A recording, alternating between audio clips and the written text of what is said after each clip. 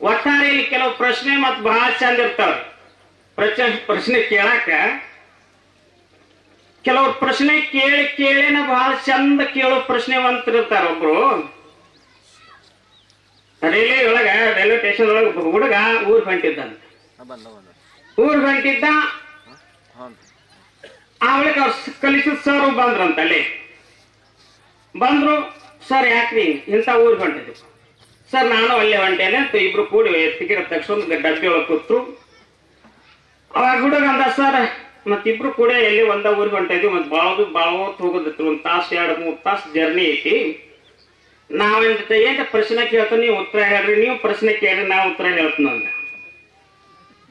ಅವಾಗ ಸರ್ ಅಂದ್ರು ಆಯ್ತು ಕೇಳಂದ್ರು.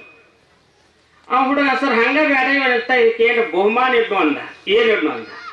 ಏನಿಲ್ರಿ ನಾ ಸೋತ್ನಂದ್ರೆ 50 ರೂಪಾಯಿ ಕೊಡ್ತೇನ್ರಿ, ನೀವು ಸೋತ್ರಿ ಅಂದ್ರೆ 100 ರೂಪಾಯಿ ಕೊಡ್ಬೇಕ್ರಿ ಅಂದ.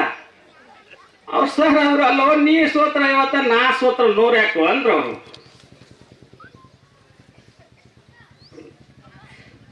ಅವಾಗ ಸರ್ ಅಂದ್ರು ಅಲ್ರಿ ಸರ್, ಶಿಷ್ಯ ಅಂದ ನೀವು ಬಲ್ಲವರು, ಅನುಭಾವಿಗಳು, ಎಲ್ಲ ಕಲಿತವ್ರು, ಮತ್ ನಾನು ಸಾಧಕ, ಈ ಕಲಿಯಾಕತ್ತೇನಿ, ಅದಕ್ಕೆ ನಾ ಸೋತ್ರ 50 ಅಂದ. ಆಯ್ತು.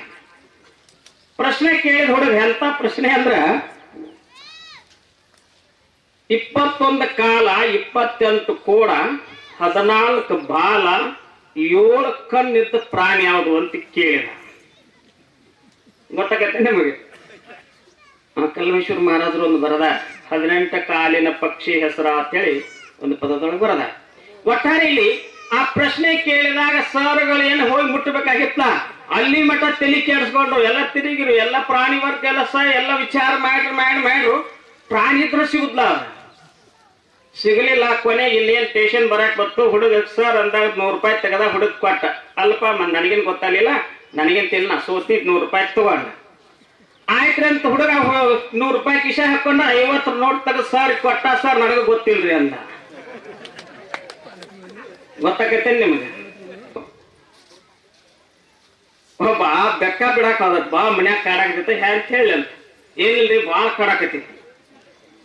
ಆಯ್ತು ಚಿಕ್ಕೋಡಿ ಹೋಗಿ ಬಿಟ್ಟು ಬಂದ.